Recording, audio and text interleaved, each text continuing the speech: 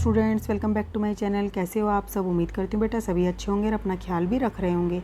तो बेटा आज हम करने जा रहे हैं अपनी वर्कशीट नंबर 2। जनरिक वर्कशीट है। 7th और 8th क्लास के दोनों बच्चों के लिए कंबाइन वर्कशीट है, जनरल है तो, और 6 तारीख की है। ठीक है। अब जैसा कि बेटा आप सभी क्या है नेक्स्ट क्लास में प्रमोट हो चुके हो, ठीक है, तो इसलिए अब आपकी जो न्यू सेशन की वर्कशीट आएंगी वो मैं आपको करा रही हूँ, और मैं जो है साइंस की वर्कशीट आपको कराऊंगी। लेकिन जो ये वाली वर्कशीट है जनरल बेटा, ये ऑलरेडी तुम अपनी प्रीवियस क्लास में भी कर चुके हो, ठीक है। लेकिन अब हो सकता है आप किसी बच्चों के पास नहीं हो वो वर्कशीट, तो मैं तुम्हें इसकी वीडियो का भी लिंक नीचे दे दूँगी कमेंट बॉक्स में, ठीक है। और दूसरी वर्कशीट को हम करेंगे जो कि आपकी विज्ञान की आई हुई है, ठीक है। और ये 8th क्लास के बच्चों के लिए है, वहाँ से आप इसकी हेल्प ले सकते हो, ठीक है। तो यहाँ पर जो हमारी है हिंदी मीडियम की क्लास, हिंदी मीडियम के बच्चों के लिए बेटा विज्ञान की है, ठीक है। और कार्यपत्रक 1 है, वर्कशीट नंबर 1 6 तारीख की। अब इसमें आप क्या करोगे, इसमें आज आप जानोगे पादप के भाग, यानी कि अलग अलग भाग कौन से होते हैं पौधों के अंदर। ये आप 6th 7th में भी पढ़ चुके हो, लेकिन ये 8th में भी टॉपिक दिया है तो हम इसको 8th में भी पढ़ेंगे। तो देखो चलिए स्टार्ट करते हैं। और अगर आपको मेरा समझा है और पसंद आए तो प्लीज़ वीडियो को लाइक शेयर करना बेटा, और कोई नया हो तो चैनल पर उसको सब्सक्राइब कर लेना, ठीक है। एक पादप पौधे, देखो पादप को ही क्या बोलते हैं, पौधे। तो एक पादप पौधे के विभिन्न भाग होते हैं, ठीक है। तो एक पादप या एक पौधे के अलग अलग भाग होते हैं, ठीक है।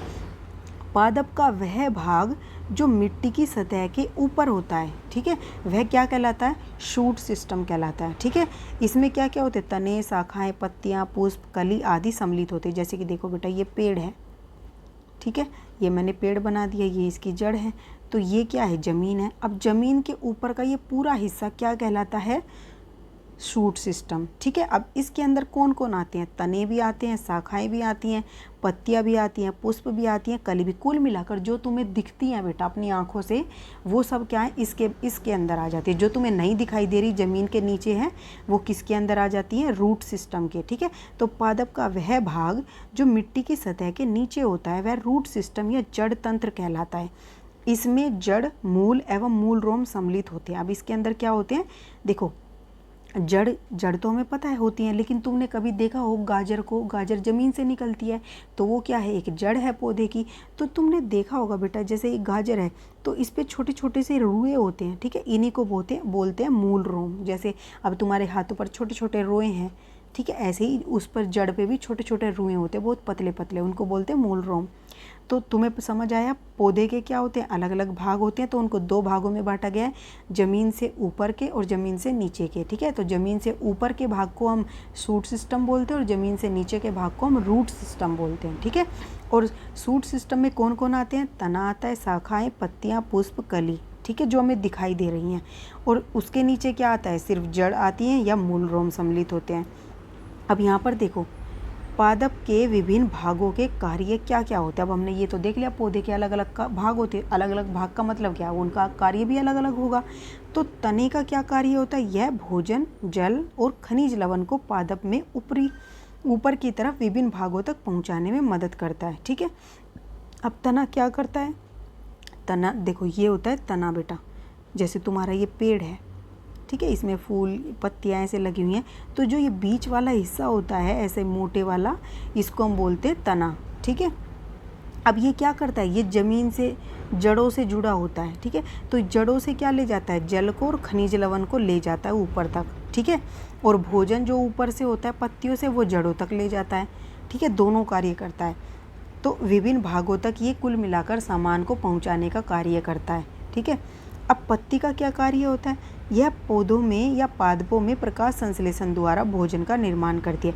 तो जो भोजन का निर्माण होता है बेटा वो होता है पत्तियों के अंदर, यानी कि हम क्या कह सकते हैं, पौधों की रसोई कहाँ पर होती है, पत्तियों में, क्योंकि खाना यहीं पर बनता है, भोजन यहीं पर बनता है। और कौन सी प्रक्रिया के द्वारा, प्रकाश संश्लेषण की प्रक्रिया द्वारा, ठीक है। प्रकाश संश्लेषण क्या है, ये आप 6th में 7th में पढ़ चुके हो, फिर भी मैं तुम्हें बता देती हूँ कि सूर्य के प्रकाश की उपस्थिति में जब पौधे क्या करते हैं, कार्बन डाइऑक्साइड, जल और खनिज लवण की सहायता से अपना भोजन तैयार करते हैं या बनाते हैं, उसको हम क्या बोलते हैं, प्रकाश संश्लेषण प्रक्रिया बोलते हैं। और यह भोजन पादप के विभिन्न भागों में संचित होता है। अब संचित मतलब क्या होता है, जमा होना, इकट्ठा होना। तो जो ये भोजन पत्तियों में बनता है, ये पत्तियों से अलग अलग भागों में पहुँच जाता है, किसके द्वारा, तने के द्वारा, ठीक है। अब उसके बाद क्या है, पुष्प। अब पुष्प का क्या काम होता है, देखो जैसे ये है, अब पुष्प का काम क्या है, इसमें बाह्य दल, दल, पुंकेसर और स्त्री केसर सम्मिलित हैं। तो देखो इसमें 4 चीज़ें बताई गई हैं, बाह्य दल और दल, पुंकेसर और स्त्री केसर। ठीक है, तो जैसे मान लो ये फूल है बेटा, ठीक है, मैं ऐसे ही बना के दिखा रही हूँ। तो तुमने यहाँ पे देखा होगा नीचे इस तरीके से होता है, तो इसको हम बोलते हैं बाह्य दल।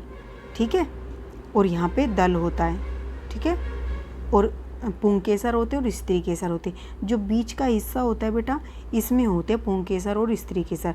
बाकी ये दल और बाह्य दल ये होते हैं, कुछ इसमें क्या होती हैं, पत्तियाँ, पेटल्स होती हैं जिनको हम बोल देते हैं पंखुड़ियाँ। ठीक है, ये सारे हिस्से होते हैं और यह जनन में मदद करता है। कुल मिलाकर सबसे महत्वपूर्ण कार्य क्या है पुष्प का, जनन करना। ठीक है, यानी कि अपने ही प्रजाति के अलग अलग पौधों, अपने ही प्रजाति के अन्य पौधों के लिए बीज तैयार करना। ठीक है, जिससे नए पौधे उगते हैं। तो जनन का कार्य कहाँ पर होता है, पुष्प के अंदर होता है। ठीक है, उसके बाद जड़। अब जड़ या मूल, जड़ भी बोलते हैं मूल भी बोलते हैं, जड़ कहो या मूल एक ही बात है। ठीक है, तो जड़ और मूल क्या होते हैं, यह पादप के लिए मृदा से जल, खनिज और लवण का अवशोषण करते हैं। अवशोषण मतलब जैसे तुम देखते होंगे कोई चीज़ को क्या होता है, रुई को तुम पानी में डालते हो तो पानी कहाँ आता है, रुई के अंदर आ जाता है, यानी कि वो उसको क्या कर लेता है, एब्जॉर्ब कर लेता है। ठीक है, अवशोषित कर लेता है, चूस लेना जिसको बोल देते हैं, वो कर लेता है। ठीक है, तो जड़ क्या करती है, पौधों के लिए मिट्टी से जल को, खनिज को और लवण को अवशोषित कर लेती है और पौधे में ऊपर पहुँचा देती है पत्तियों तक, ताकि वो अपना भोजन आराम से बना सकें। ठीक है, अब यहाँ पर देखो क्या दिया है, स्वयं को जांचिए। दिए गए चित्र में पादप के विभिन्न भागों को नामांकित कीजिए। तो तुम्हें ये दिया हुआ है बेटा, इसमें तुम्हें अलग अलग पौधों के भागों को बताना है कौन सा है। फिर उसके बाद शूट सिस्टम और रूट सिस्टम को भी अंकित करना है। तो देखो बेटा, यहाँ पर हम पहले करते हैं, पहले तो हम बताते हैं कि रूट सिस्टम क्या है। तो यहाँ से लेकर यहाँ तक का क्या है, ये रूट सिस्टम।